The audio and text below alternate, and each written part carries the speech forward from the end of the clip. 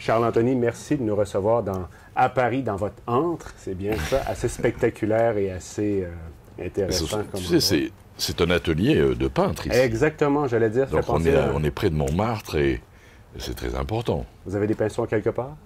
Quoi? Vous avez des pinceaux quelque part?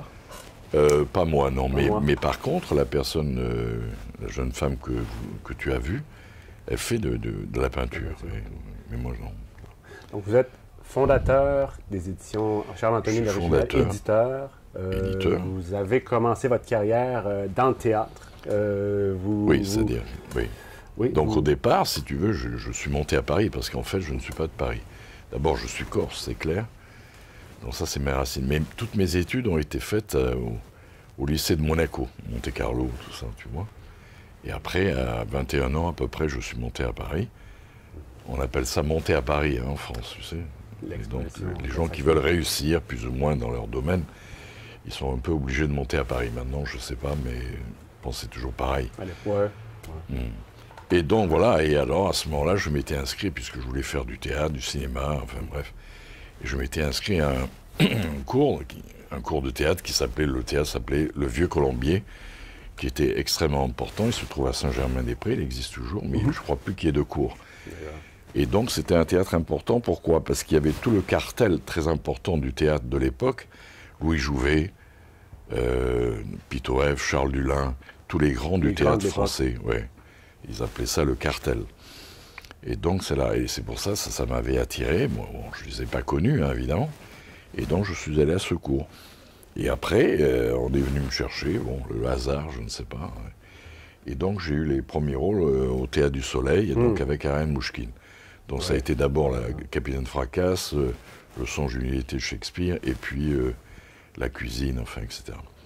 Et après, je ne sais pas, peut-être parce que, comme elle me disait, tu as eu les premiers rôles, donc tu en avais marre, je ne sais pas. Et je suis parti en Inde à ce moment-là. Un exil ou un temps de réflexion? Non, je suis parti pour ma recherche intérieure, parce que déjà à cette époque-là, je m'intéressais au yoga, et j'avais lu Guénon, j'avais lu Aurobindo, et Gurdjieff, évidemment. Donc il fallait que j'aille faire ma quête, quoi. Donc je suis parti là-bas. Vous êtes resté combien de temps? Alors, au départ, je suis resté 6 mois. D'accord. Et puis après, j'y suis retourné tous les 2 ans, au moins 3 mois, etc. Et donc j'ai connu des très grands là-bas, enfin, qui étaient considérés comme des grands. Et la première personne que j'ai rencontrée, qui m'a reçu, c'était à Pondichéry, à l'ashram d'Aurobindo, et c'était la mère, ce qu'on appelait la mère. Donc je l'ai connue. Et puis après, j'ai traversé l'Inde de tous les côtés, parce que j'étais en quête maladive de tout ça. Et donc j'en ai rencontré beaucoup d'autres. Et un des derniers que j'ai rencontré, c'était un mec qui s'appelait Swami Punja, dont j'ai publié récemment un ouvrage qui s'appelle Le secret de l'éveil. J'ai beaucoup aimé cet homme-là. Je suis resté dans sa... Il habitait une petite maison familiale à l'époque, avant d'être connu. Hein. Donc nous étions 4. Et il parlait presque pas, et nous restions en méditation toute la journée. Il me regardait dans les yeux, il nous regardait dans les yeux, et puis de temps en temps, il lançait un koan. Jusqu'au jour où il a lancé un koan, et bon, j'ai répondu à son koan, et il m'a dit, en anglais évidemment, « My work is finished with you ». Et donc je suis parti le lendemain. Mais j'en ai connu beaucoup d'autres.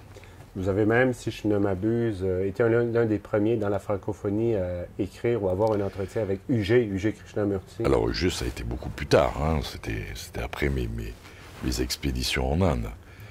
Mais j'avais trouvé ces bouquins formidables, alors que je n'arrivais pas à accrocher avec Krishnamurti. Jiddu. Voilà, et je ne suis jamais allé, d'ailleurs, le voir sous sa tente en Suisse parler, non. Mais par contre, UG m'a accroché. Je trouvais qu'il avait quelque chose de rebelle, si tu veux. Donc, ça me plaisait beaucoup. Et donc, j'ai un ami qui, un jour, lui a téléphoné à Londres, et il a demandé si je pouvais venir. Je suis allé, et donc j'ai commencé mes interviews à Londres. Et ensuite, à Gstaad, où il passait pas mal de temps, tu vois. Et c'était un homme formidable, parce que d'une extrême simplicité, moi j'ai beaucoup aimé. Et quand mon fils avait 11 ans à l'époque, lui, ça ne l'intéressait pas Donc, dans son salon, il y avait plein d'ordinateurs, de trucs de vidéo, etc. Et il laissait le salon pour mon fils, et nous allions filmer et faire l'interview dans la cuisine. J'ai rarement vu un maître faire ça. Hein. Et donc, c'était un homme extrêmement direct et très simple, et j'ai beaucoup aimé. Quelle était l'essence de son message? C'est quand même un personnage, comme vous dites, très iconoclaste, très... oui, il est iconoclaste parce qu'il descend tout le monde. Il a même descendu Krishnamurti, finalement. Voilà.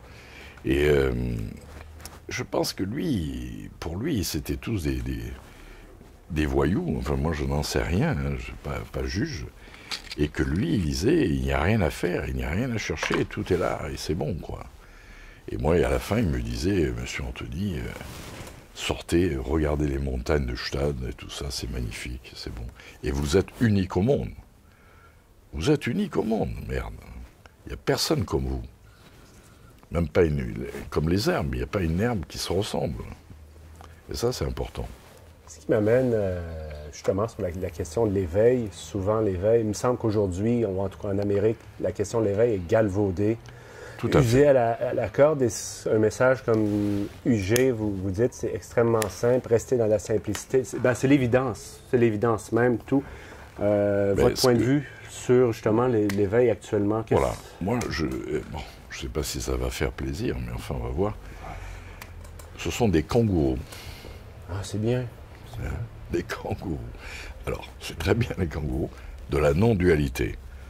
Alors, c'est plutôt anglo-saxon, en fait. Non-duality. Hein. Et c'est eux qui ramènent tout ça. Mais tout ça n'a plus rien à voir avec l'Advaita Vedanta. Voilà ce que je pense. Mais c'est pas moi qui vais aller les emmerder. Non, non, non. Et donc chacun faisait des vidéos, chacun fait satsang, ensuite fait ses week-ends de stage, etc. Il n'y a rien à faire, patati, patata. Mais plus personne n'a de culture là-dedans. Ouais. Ils savent plus que l'Advaita Vedanta. Et ils croient tous qu'ils sont de Ramana Maharshi. Mais non, ils ne sont pas Ramana Maharshi, tu vois. Moi j'étais dans l'ashram de Ramana Maharshi. Je ne l'ai pas connu. Ah. Mais c'était en 69 quand même, tu vois. Quelle était l'ambiance, par curiosité? Le problème, c'est qu'il n'était plus là. Alors, moi, je ne comprenais pas très bien ce que je foutais là, quoi, finalement. Donc, je ne suis pas resté. Je suis allé quand même 2 fois, etc. Mais je ne suis pas resté vraiment, quoi.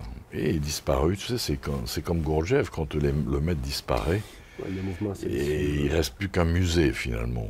Hein, c'est un musée qu'on maintient, mais bon, la vie n'est plus là, vraiment. Mais bon. Mais enfin voilà, donc, non, on ne peut pas se prendre. C'est comme si moi, je me prenais pour Punja ou je me prenais pour Ramana Maharshi. Ouais, d'abord, être soi-même, c'est déjà bien. Mais beaucoup de gens se sont pris pour les successeurs de Ramana Maharshi ou les successeurs de Punja. Alors, je ne citerai pas de nom parce que je suis en pleine vidéo, là, tu vois, mais je ne vais rien dire. Mais j'ai connu Punja bien avant certains, hein, qui se réclamaient de lui. Mais Punja n'a jamais donné de directive pour dire « vous êtes mon représentant ». Il m'a jamais dit à moi, vous êtes mon représentant. Non, non, c'est bon. Il a fait ce qu'on avait à faire. Donc c'est ça. Et je ne pense pas que Ramana Maharshi disait aussi, même si Punja a travaillé plus ou moins avec Ramana Maharshi, il n'a jamais dit, vous êtes mon représentant. Chacun fait sa vie. Tu vois. Les Paul Brunton, c'est eux qui ont fait connaître Ramana Maharshi au monde. Ouais. Paul Brunton, Osborne, etc. Et voilà. Et tu connais l'histoire de Brunton, quand il vient, il voit là parce que Ramana Maharshi se reposait toujours, tu vois, toujours tranquille. Il ne faisait pas des conférences, non, ni des stages, etc. Ouais. Et Brunton, à un moment donné, lui dit, je vais lui poser une question. Alors il pose une question, avez-vous quelque chose à donner? Tu connais ça? Non, allez-y. Et Ramana Maharshi, toujours les yeux entrouverts, comme ça, il ne répond pas. Et le lendemain, Brunton revient, il y avait d'autres personnes, hein, et repose pendant pas mal de temps la même question. Et à un moment donné, Ramana Maharshi ouvre les yeux, le regarde, et lui dit certainement, mais pouvez-vous le prendre? Oh. C'est ça. Oh. Quelle belle... oui, c'est bon. Voilà, enfin bref, il y a beaucoup d'anecdotes surtout. Parmi les nombreux livres que vous avez écrits, je crois que vous en avez écrit 16 à ce jour, certains, vous touchez le thème de l'être et un thème récurrent est du développement personnel au développement essentiel qui touche, si on veut, laisser, si je comprends bien, délaisser le côté plus psychologisant, plus thérapeutique pour aller à quelque chose de plus solide. Et... Moi, je ne suis pas contre, hein. Bien que je ne m'intéresse pas, je ne suis pas contre la psychanalyse, je suis contre aucune thérapie. Mindfulness aux États-Unis, par exemple. C'est un bon départ. Tu as entendu mindfulness? Oui, le mindfulness. Tout ça, bon, je ne suis pas contre, mais ce n'est pas ma recherche. Ma recherche, c'est une autre dimension. Elle vaut ce qu'elle vaut. Et c'est une dimension verticale, alors que la majorité, c'est horizontal. Alors tu peux développer, horizontalement, tu peux développer. D'ailleurs, c'est le titre d'un de vos bouquins. Voilà. Oui, c'est la différence entre tangible et intangible. Donc, si tu veux, dans le tangible, il y a une cause à quelque chose, à un effet. Mais cet effet va devenir une cause et va produire un autre effet, et à l'infini. Ça ne stoppe jamais. Parce que le monde tangible, c'est un monde changeant permanemment. Oui. Bouddha le disait déjà. Tout est changement. Donc, ma question, c'est... Puisque tout est changement, c'est que dans l'intangible, il doit y avoir une loi qui dit la seule chose qui ne change pas, c'est le changement. C'est un peu la base de la créativité. Voilà, et c'est ça qui pousse. Mais à partir du moment où on est dans le changement, une des lois de l'intangible, on est dans le acausal. On n'est plus dans le causal, tu vois. Enfin bon, on pourrait développer énormément. Non, c'est déjà très bien, très clair ce que vous avez expliqué. Voilà. Alors, dans le tangible, c'est important. Dans le tangible, tu peux aussi étudier tes objectifs dans la vie ordinaire, bien sûr. Construire tes objectifs. Et c'est important. On n'est pas comme un bouchon sur l'eau, ballotté de tous les côtés. Donc, il faut savoir aussi ce qu'on définit, ce qu'on a envie de faire, etc. Pour vous, on a un libre arbitre, contrairement à certains... penseur indien? C'est difficile, parce qu'un jour on m'a demandé ça. J'ai dit d'accord. Alors, tu as un carrefour, tu as un chemin. Il y a quatre voies. Et à un moment donné, il faut que tu en choisisses une. Eh oui. Alors tu prends celle que tu veux prendre, tu la prends. Mais est-ce que tu es sûr, une fois prise, que tu pouvais prendre l'autre? Pas sûr. Exactement. Pas sûr. Donc il ne faut pas se poser la question, il faut se dire, bon, voilà où on va. Mais le libre arbitre apparent, puisqu'on a choisi un chemin, mais on ne sait pas si on pouvait vraiment prendre l'autre chemin. Comme si c'était un libre arbitre absolu. Là, c'est très compliqué l'histoire du libre arbitre, c'est pas si simple. Dans votre bouquin, Vie ta vie, il y a une très belle phrase qui m'amène à développer sur le sujet qu'on a parlé. Je vais la citer. Il nous faut apprendre à rêver encore. Mais il s'agit là du rêve véritable, du rêve créateur et non pas du rêve de l'homme endormi. C'est lorsque l'on rêve paradoxalement que l'on est éveillé. La puissance du rêve est gigantesque. Il nous faut rêver comme des enfants aux choses les plus inconcevables auxquelles l'homme social ne peut avoir accès. Rêve, jeu, et non plus cette triste réalité dont se gargarisent les bien-pensants. Bien sûr. C'est pas un peu le secret, selon votre vision à vous, la base? Et donc, il faut affronter les démons de l'autorité, la loi, les contraintes sociales. Donc, c'est tout un programme quand même. C'est très simple comme UG, mais finalement, c'est une aventure. Et oui, parce que on est déjà formaté depuis le départ. D'accord? Bon, tout le monde le sait. Déjà, ça commence avec les parents. Ensuite, ça commence avec l'école. En plus, c'est la religion. Après, c'est la société, le côté social. Là, on est formaté tout le temps. Et on nous dit toujours ce qu'il faut faire. C'est ça le problème. Alors, à la fin, tu ne rêves plus, parce qu'on te dit, ça, c'est impossible. Moi, je suis plutôt du côté Napoléon. Impossible n'est pas corse. D'accord? Donc, même si tu fais des projets, disons, pour des objectifs que tu dois réaliser dans ta vie, etc., parce que nous sommes toujours confrontés à ça. Si vous êtes là, c'est que vous avez eu un objectif pour être là, bien sûr. Mais il ne faut pas se bloquer avec ça. Il faut laisser les grands objectifs. Et si on ne les atteint pas, ce n'est pas grave. Mais ils nous ont stimulés. Donc même des choses qui paraissent impossibles, c'est ça le rêve. Ben, impossible, oui, peut-être, mais tu essayes. Pensez-vous que le rêve peut éveiller l'être, ou l'être peut contribuer à l'éveil de rêve, un peu une dialectique à deux? Oui, mais le rêve, ça dépend. Ce qu'on appelle le rêve quand on dort. Le rêve créateur, le rêve projet créateur, c'est que tout est possible. Et que je suis un être humain, et si j'ai travaillé là-dessus, eh bien, cet être humain, il a toutes les possibilités en lui. Toutes. Potentiellement ou... Potentiellement, et donc réalisable. Mais maintenant, après, c'est des décisions à prendre. Mais tu n'es pas arrêté, tu n'es pas arrêté. Bon. Même si les gens te donnent des conseils, surtout ne jamais écouter les conseils des autres. Parce qu'en général, ça te bloque. On n'est jamais mieux servi que par soi-même. Ouais, ça te bloque et tu empêches ta créativité, comme tu disais, de s'épanouir. Tu vois? Moi, je ne dis pas que j'atteindrai tous mes objectifs que je me suis donnés dans cette vie, mais c'est pas grave, je me les donne. Et puis, on verra bien. Mais tout est possible. Pour moi, tout est possible. Parce que si je comprends bien, à un moment donné, comme disait quelqu'un, je crois que c'est Kabir, l'océan contient la goutte d'eau. Très bien. Mais la goutte d'eau contient l'océan. C'était pas un con. Non. Je crois qu'on a voulu l'assassiner une couple de fois, mais qui s'en est toujours, par la grâce de la destinée, s'en est toujours sorti. Donc je suis cette goutte d'eau. Il faut le savoir. Donc je contiens aussi le monde. Donc c'est pour ça que tout à l'heure, quand je parlais de la vision, de l'écoute, etc., c'est parce qu'à un moment donné, tu te rapproches de plus en plus de toi-même.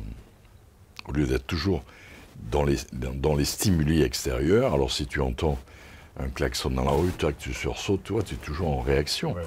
Tu ne sautes plus parce que tu t'appartiens, disons. Tu vois? Et donc, tout est possible, voilà ce que je dis. Dans ce cas-là, une pratique quand même, une pratique disciplinée peut aider l'homme, la personne, l'homme, la femme à si je comprends bien votre mot, se centrer pour arriver après à mieux naviguer. Il faut être centré, absolument. Mais ce centrage, il est bien en soi. Il n'est pas à l'extérieur de soi. Jamais tu pourras te centrer avec l'extérieur. C'est toujours en soi. Et c'est cette verticalité dont je parle. Tu vois, c'est comme la croix. La croix, il y a l'horizontalité, il y a la verticalité. Mais au milieu, même si on représente le Christ, etc., on voit bien que le Christ, il a un cœur. Très important. Et si tu lis du développement personnel au développement essentiel, il y a le cœur qui devient très important. Il est le centre. Mais le problème, c'est que nous travaillons toujours avec la tête. Nous faisons tout avec la tête. Nous pensons être très intelligents. Et le cœur disparaît. Mais comme disait, je crois que c'était la Rochefoucauld, nos pensées viennent du cœur, non pas de la tête. Effectivement. Rochefoucauld, déjà à son époque. Je te montre, là, c'est mon paquet de cigarettes. Ouais. Jusque-là, tout va bien. Dis-moi, combien y a-t-il côté? Regarde. 6. Mais non, tu fous de ma gueule. Regarde, qu'est-ce que tu vois? Combien de côtés? 3. Même notre ami peut voir 3. 3. Pourquoi? C'est normal, puisque nous vivons en 3 dimensions. Ouais. Donc, en réalité, le paquet de cigarettes, on ne l'a jamais vu. Au complet. Et non, un paquet de cigarettes, tant qu'il y a 3 côtés, il n'est pas complet, c'est clair. Il faudrait vivre sur la 4e dimension pour voir l'ensemble.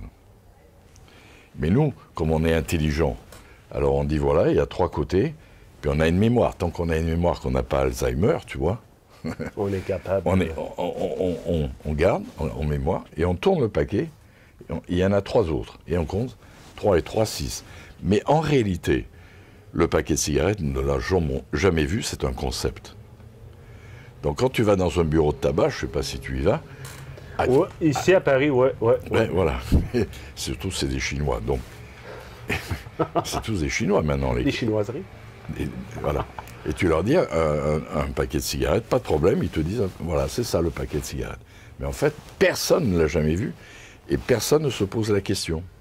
Est-ce que vous êtes d'accord dans ce cas-là avec la vision d'André Moreau, sur laquelle tout est représentation, tout n'est que schème? Tout n'est exactement, c'est un hologramme en fait, c'est nous qui fabriquons l'hologramme. C'est intéressant, vous apportez l'hologramme parce que André, lui, refuse de s'aventurer sur cette voie. Les hologrammes, par la suite, deviendra très important. Vous verrez, même politiquement, ça sera très important, puisque même ce qu'on appelle le projet Bluebeam, je ne sais pas si... Ouais. Hein, c'est des constructions, ils vont te faire croire à des soucoupes volantes, des Christ énormes et tout ça. Bon, en fait, tu connais le projet Bluebeam, etc. Donc l'hologramme est important. Mais enfin, en tous les cas, donc notre réalité est fausse, c'est ça. Moi, je ne sais pas ce que dit André Moreau là-dessus, mais notre réalité, elle est fausse. Donc le paquet de cigarettes, nous ne le verrons jamais. Et par exemple, même toi, si je te regarde, je ne peux pas te voir en entier, je te vois de face. Exactement. Mais le dos n'existe pas. Et si tu te tournes et je vois le dos, je ne vois jamais la face. Donc c'est une inversion de tout, et comme disait Rimbaud, c'est une inversion des valeurs. Tu vois, Rimbaud, il renversait tout. En fait, c'est ça, le poète. Donc finalement, nous ne voyons jamais les choses au complet. Tu vois, et si par exemple, je vous prends en photo maintenant, je tire la photo, je la sors, et elle est plate. Effectivement. Tout est plat. Et donc vous êtes tout est sur le même plan. Mais nous avons inventé la perspective à partir du XVe siècle, tu vois. Ouais, les peintres ont inventé, mais c'est une invention. Mais en réalité, notre réalité est plate. Mais nous, on dit là-bas, là-bas. Et c'est pour ça qu'à partir du moment où c'est plat, pour que le temps existe, il faut l'espace. Le temps existe parce que je suis ici et que je vais à la porte. Alors effectivement, il y a un espace. Et donc il y a un temps, maintenant et là-bas. Mais si j'enlève l'espace, il n'y a plus rien. Et les animaux ne connaissent pas le temps et l'espace. Ce qu'ils connaissent, c'est la durée. Ils en ont marre d'être là, mais c'est tout. Mais il n'y a pas de temps, tu vois. Et donc tout est vu comme ça. Et notre vision du monde est complètement inversée.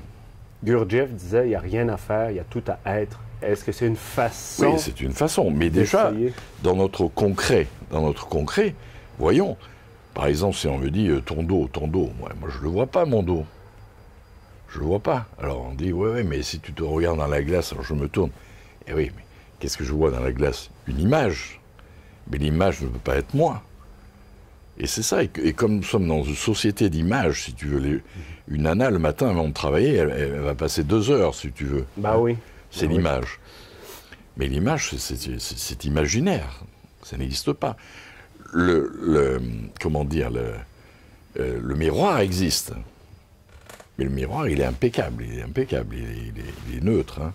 Et puis après, toi, tu passes devant, évidemment. Et tout passe devant. On voit, mais ça disparaît. Et donc, l'image que je vois de moi, d'abord, est une image inversée, puisque mon œil est à gauche alors qu'il est à droite, enfin, etc. Tu vois, quand tu te regardes dans une glace, c'est faux. Et ce n'est qu'une image de toi-même. Donc, on est toujours dans ce genre de projection, si tu veux, finalement, où on ne voit pas la réalité. Mais par exemple, si, de la même manière, quand je dis aux gens, je fais un bruit comme ça. Ouais. Où entends-tu le bruit? Tu l'entends où? Ben, il est traité par notre cerveau et on a l'impression après que ça vient de la table aux oreilles. C'est cela?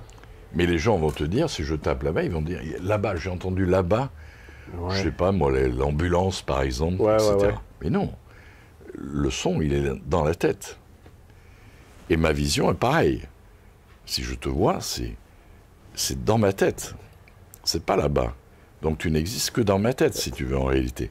Et si on approche le monde comme ça, on s'aperçoit qu'effectivement, à la fin, tout le monde entier est en moi. Ouais. C'est ça l'idée, cette approche, si tu veux, qui est concrète. Ma vision, toi, tu es en moi. L'image de toi est en moi. D'où l'hologramme, tout ça, tu vois, après tu construis. Et donc, quand on a ça, mais on ne vit pas avec ça. Tout de suite, tu entends une ambulance, tout ça, tu sursautes, etc., parce que le son te gêne. Mais le son, il est dans toi. Et s'il est dans toi, il ne peut pas te gêner. Est-ce que vous iriez jusqu'à dire que nous vivons finalement dans une sorte de réalité virtuelle, d'une simulation, un peu comme dans la Matrice, qui a été créée par des entrejeux de force? Ben évidemment. Ben évidemment. Donc le but serait d'utiliser cette limitation matérielle factice pour aller, ce que vous appelez le développement essentiel pour... Bien sûr, parce que la Matrice, nous sommes pris là-dedans. Nous sommes pris. Tout le monde est pris là-dedans. L'avons-nous choisi? Ultimement? Non, on n'a rien choisi, je pense. Rien choisi. Alors tout le monde appellera ça le destin et ceci, cela. Est-ce qu'on est sûr d'avoir choisi d'être né? Je n'en sais rien, moi. Franchement, je serais prétentieux de dire que peut-être que j'ai choisi mes parents. Peut-être, c'est sans doute vrai. Plutôt dans ce sens-là que le contraire. Puisque je suis rentré dans eux, mais bon, choisir vraiment, moi je ne crois pas, si tu veux. Enfin, tout ça, ce sont des particules d'ADN qui se baladent par-ci, par-là, tu vois. Et puis après, ça rentre par ton père, ta mère, et c'est basta. Tu vois. Et ça, donc, je ne sais pas. La seule chose véritablement que je sais, la seule, je suis sûr, c'est que je suis en vie. C'est pour ça que le bouquin s'appelle « Vis ta vie ». Vis ta vie. Je suis en vie, ça c'est clair, la vie est là. Mais maintenant, savoir d'où je viens et où je vais, je ne sais pas. Mais ce qui me fait toujours rire, c'est que les gens ont peur de la mort. Alors ils disent toujours, où est-ce qu'on va aller? Alors tous les paradis ont été créés, enfin, etc. Mais ce qui serait plus intéressant, au lieu de penser, qu'est-ce qu'y a-t-il après la mort? Je trouve, qu'est-ce qu'il y a avant ta naissance? Qu'y a-t-il avant ta naissance? Si tu sais ce qu'il y a avant ta naissance, tu sauras ce qu'il y a après ta mort. Mais ça n'intéresse personne. Les gens ont tellement peur de la mort, en gros, qu'ils cherchent à savoir qu'y a-t-il après. Mais vous, oui. Votre vision, quand même, est extrêmement pragmatique. Mais ça me faisait... Il y a quelque chose dans ce que vous avez dit qui m'a fait penser un peu à la vision de Onfray, qui est extrêmement matérialiste, et très sensualiste. On sent tout. Mais ce qui fait la différence, vous êtes extrêmement au fait que, bon, faut pas s'illusionner. Il faut être très précis. Faut voir qu'on est... il y a des limitations partout. Mais je n'ai pas la même approche que Onfray. Mais c'est ça, c'est pour voir... Je suis complètement... La ligne de démarcation est énorme. Lui, il reste dans son matérialisme, disons, presque du 19e siècle. Ouais, et vous, comment vous en démarquez-vous? Moi, je ne pense pas, je suis plutôt comme André Moreau, penser que tout est immatériel. C'est pas pareil. Donc il y a une ligne de démarcation que j'appellerais tangible et intangible. Voilà. Et lui, Onfray, il la passe pas, cette ligne, il reste dans le tangible. J'allais vous poser la question, Charles-Anthony, si la verticalité ou se tenir, rester centré, pouvait s'effectuer soi-même ou nécessiter un cheminement initiatique long et complexe à l'intérieur d'une fraternité. Mais je crois bien que dans votre bouquin, Ici et maintenant, vous parlez d'une praxis qui est atteignable par l'individu de bonne volonté. Oui, tout à fait. Non, il peut y avoir une praxis, évidemment, puisque ici et maintenant, comme je le dis à la fin de mon livre, en gros, l'instant présent est la seule chose qui nous reste. Parce que si on regarde tout autour de soi, tout s'écroule d'une certaine manière, avec toutes les crises, etc., etc. Donc si on n'est pas centré, on est perdu. Eh bien, et se centrer, c'est cette verticalité dont je parle. Si on n'est pas ici et maintenant, on ne peut pas faire le travail de développement. Il faut d'abord être ici et maintenant, parce qu'il n'y a que ça de vrai. Le passé, c'est le passé. Bon, qu'on fasse de la psychanalyse, pas de problème, ça, c'est pas mon affaire. Tu vois? Et le futur n'existe pas. Donc, l'instant présent, il faut le trouver, parce que le présent, au sens où les gens l'entendent, il n'existe pas non plus, puisque dès que je parle, c'est fini, c'est déjà le passé, etc. Donc, il faut trouver cet instant présent. C'est vraiment la base sur laquelle il faut travailler, c'est ça, cette verticalité. Tu vois? Et quand tu trouves cette verticalité, tu vas trouver le cœur, parce que le cœur est essentiel. S'il n'y a pas le cœur, tu es un robot. Tu deviens un robot. Et on rejoint Gurdjieff. Superman, ce que tu veux. Voilà. Je ne vais pas citer de nom, mais voilà. Et donc le cœur, c'est ce qui doit être développé. Mais je dis bien le cœur, ce n'est pas au sens où les gens entendent l'émotion, l'émotionnel. Au contraire, il faut se débarrasser de ça, parce qu'on est pris par ces émotions. Après, il peut y avoir des drames terribles, on peut tuer par amour. Comment peut-on tuer par amour? C'est impossible. Tu vois, donc c'est l'émotionnel qui prend le dessus. Mais je ne parle pas de cet émotionnel. Je parle du cœur. Et vous ne parlez pas non plus, en vous écoutant, la verticalité n'implique pas nécessairement d'atteindre un état d'éveil où on flotte tout. C'est un état de conscience. Conscience. Et oui, c'est quand la conscience apparaît. Et la conscience te fait développer le cœur automatiquement. C'est l'instant présent, c'est la lucidité. Il faut être attentif. Je ne suis pas le seul à le dire, Krishnamurti le disait aussi. L'attention, il faut être en attention permanente. Tu vois? Ouais. Et ça, s'il n'y a pas d'attention, on ne peut pas développer. Et alors après, il y a aussi des entraînements pour ça, la praxis évidemment. Et bon, ça, moi j'ai pratiqué des tas de trucs. Hein. Mais si on comprend, on peut peut-être s'en passer. Mais sinon, bon voilà, il y a des exercices faits pour ça, comme le regard, comme l'écoute, etc. Beaucoup. J'ai déjà baigné un peu dans des approches tantriques ou semi-tantriques. Hors du côté spectaculaire, sensuel, sexuel, un des principes de base était très intéressant. C'était celui que pour s'élever soi-même, pour s'élever, toujours mieux d'aider une autre personne, les autres, à s'élever. On va s'élever en les s'élevant un peu, on va s'élever un peu soi-même. Êtes-vous un peu d'accord avec ce principe? Oui, c'est-à-dire c'était aussi la base de Gurdjieff, ou même René Daumal qui avait écrit Le Monde Analogue. Et donc quand on lit Le Monde Analogue, effectivement, tu montes une partie de la montagne. Quand tu as monté, il faut que quelqu'un d'autre monte cette partie, et à ce moment-là, toi, tu continues. Et voilà. Et c'est l'idée de Gurdjieff, reprise par Daumal dans Le Monde Analogue, et reprise dans le film de Jodorowsky, La Montagne Sacrée, qui a repris plus ou moins de là. Non, ça c'est sûr. Mais bon, on ne peut pas imposer. Il faut que la personne aussi soit en demande. Sinon, ça ne marche pas. Il faut que ce soit la personne elle-même désire. On ne peut pas dire, il faut que tu sois ça, il faut que tu sois ça. Tu peux montrer des choses. Mais c'est elle-même qui doit sentir ce qui se passe. Mais surtout, rester toujours aussi dans le sentir. C'est ça la différence avec l'intellect. L'intellect, il ne sent pas. Et s'il n'y a pas le senti, et on est mort. Et on ne peut pas se développer. Regardez même des gens très, très, très hauts, des grands en Inde, tout ça. C'est toujours dans le senti. C'est pour ça qu'il peut y avoir beaucoup d'exercices. Par exemple, si je marche, bien sûr que je marche, mais en même temps, je dois sentir le sol, mon pied au sol. Je suis en contact toujours avec l'extérieur. Avec la vie, avec le donc les sensations sont de plus en plus grandes. C'est comme l'amour, si on aime, tu vois le développement qui se passe en toi. Oui. Hein, c'est ça. Même, ça peut mener à un développement intégral si on poursuit la route de façon honnête. Oui. Tu vois, et ça, je l'explique un peu dans le développement essentiel et des personnels. Je vous j'allais finir dans un de vos bouquins que vous avez coécrit avec un autre Crise et mutation, qui est un peu la version du monde selon un point de vue philosophique et économique.